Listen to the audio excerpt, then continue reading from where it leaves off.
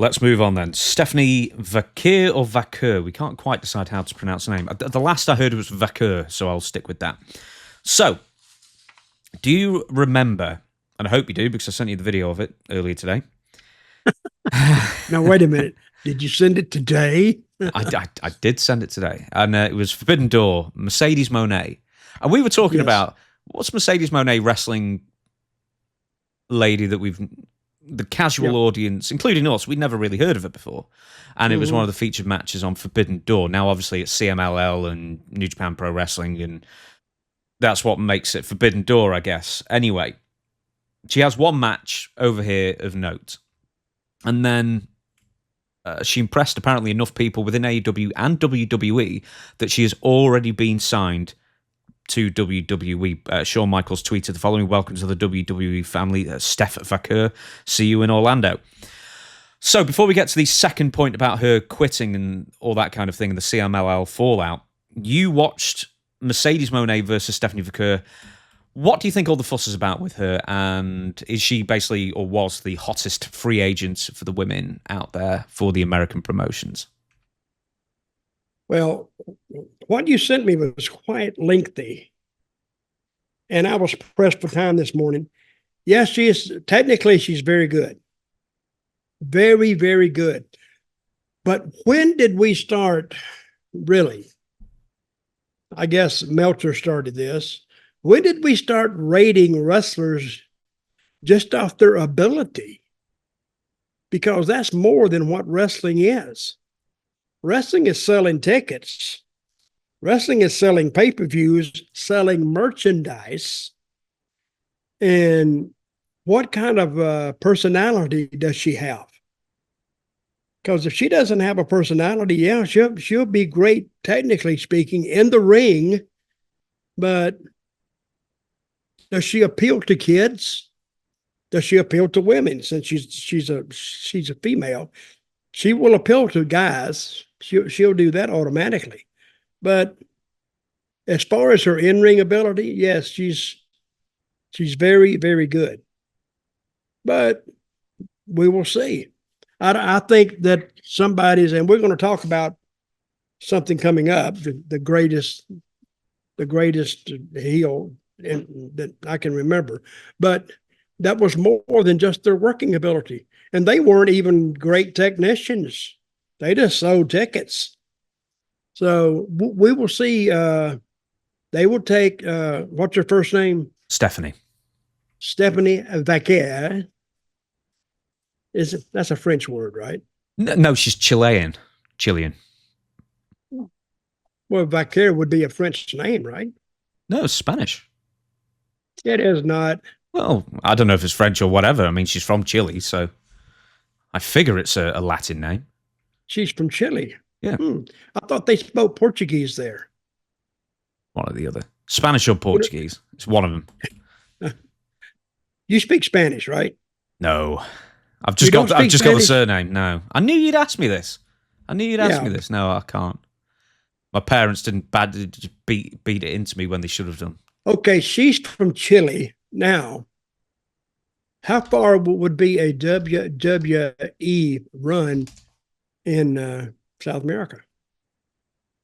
They do them very infrequently. They were in Mexico a couple of times in the last 10 years or so, but it's very, very infrequent. But hey, I mean, the more people they can get from international lands, the better, I say. By the way, Chile is the de facto administrative language is indeed Spanish, not Portuguese. Well, I just thought Brazil is Portuguese. Brazil is Portuguese, yeah. A couple of other countries are around there as well.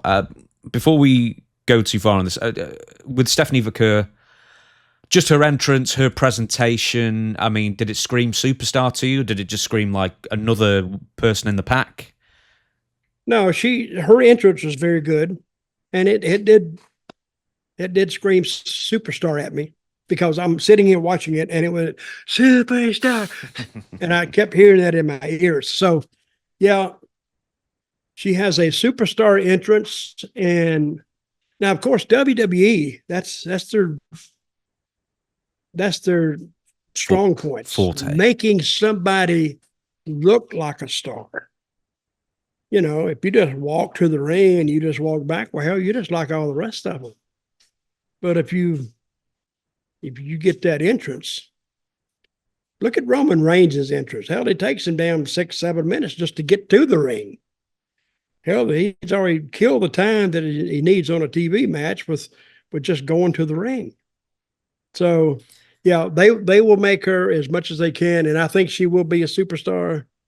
But let's see how she can talk. Well, she doesn't have the greatest English at the moment, but, if she moves to America, that'll come in time, I'm sure. Now, something has upset the people in CMLL, and let me tell you what it is. This is a quote from, I think, Dave Meltzer.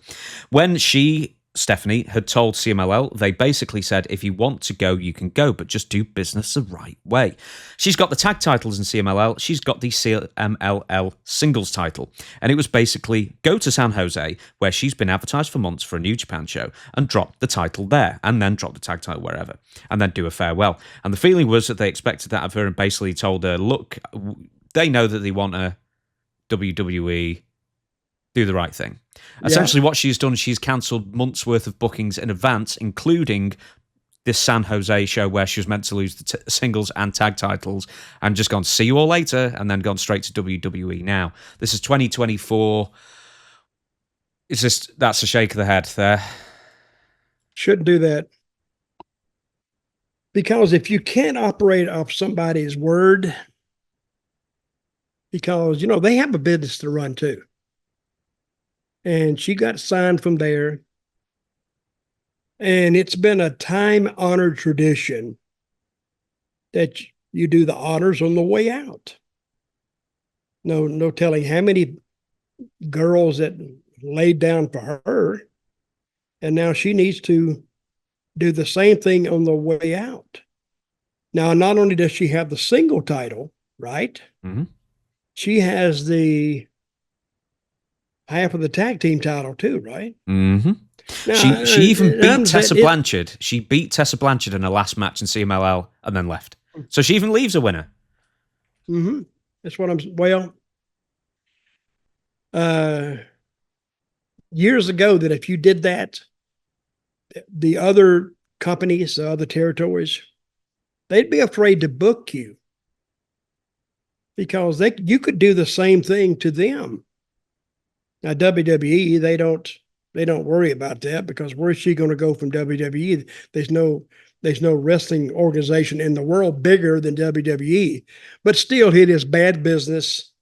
And like I said, if you can't give your word, and the word was, taken for granted, I guess, that she will honor, and they said they don't mind if she goes to WWE, right? Mm-hmm. Just do it the right way. Mm-hmm. Yeah, right.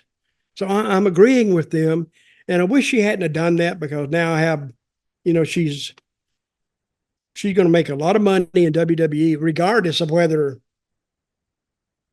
if she wins anything or not. She'll have a guaranteed money guarantee, plus all her, no matter what they guarantee you, your gimmicks, we'll call gimmicks, your merchandise is figured into that. You know that? Mm-hmm. I mean, you don't get a check for, what your contract says, and you get another check for your merchandise. That's all figured in until your merchandise reaches a point to where it goes over, then you do get over that. So that's why some of those contracts are so big. They may give her, I don't know, what do you think she'd get?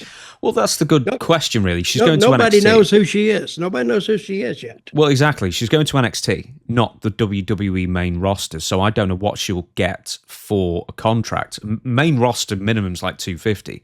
But who's to say she even makes it to the main roster? She might have just burned bridges with CMLL, who don't forgive or forget. That's pretty well established with CMLL. And what if it doesn't work out? What if it's like a Mystico situation? He was Sin Cara in WWE. He lasted a couple of years, the original one. And then it went all wrong. He had, quote unquote, the wrong attitude. He didn't get anywhere, and then he left. And then it took him years to rebuild that sort of relationship in Mexico, which he has done now. But I mean, burning bridges, assuming that the WWE run's going to be a giant success is never a great idea. I also want to bring up something else as well. Eric Rowan did something very similar as well recently. Now he's with the Wyatt Six. but he cancelled a ton of bookings in advance. Now, he wasn't like a major champion anywhere like Stephanie. Cancel bookings where? Indie. Japan? Yeah, no, Oh, not Japan, it? but they're like indie bookings, and may even been UK bookings. I don't know, but yeah, cancelling bookings in advance. And in days gone by, I've heard stories where wrestlers basically said, "I will come to WWE or even WWF, but I have to honour these commitments first." And Vince McMahon has been very appreciative of that attitude of, well, this is someone you can trust. So I don't even know if this is like a black mark against her internally with WWE. I was like, wow, man, she cancelled those bookings at the drop of a hat. Mm-hmm. Well, it is an outlier because of the people involved. But I think they're going to look at her. They're going to take her to NXT and they're going to work with her. And I don't know how long she'll be there. But how long has she been wrestling? I know nothing about this girl. I never even saw that name till you sent it to me. Give me a second. So she's born in 93, so that'll make her 31. She's been wrestling since 2009 on the indies. And then CMLL, first major place, 2019. So she's been in the bigger leagues for 5 years now. Mm-hmm.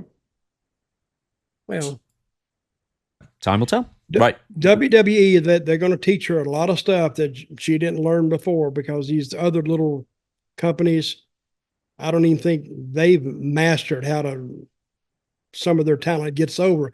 But the talent gets over because in the little companies because of basically what they do, not because of how they're instructed to do.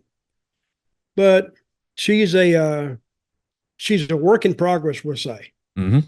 We shall. Next time you bring her name up to me, you say the work in progress, and I'll know exactly who you're talking about.